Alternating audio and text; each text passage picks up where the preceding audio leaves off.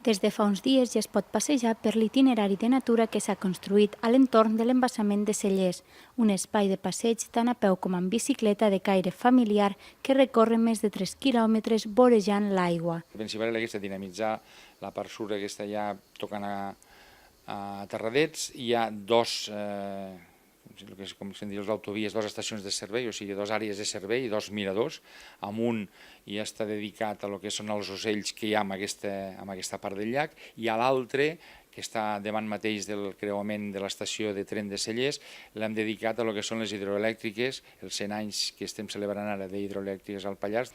Aquests panells informatius contenen fotografies i referències tant de caire natural com cultural que ajuden al visitant a situar-se en diferents aspectes referents a la comarca.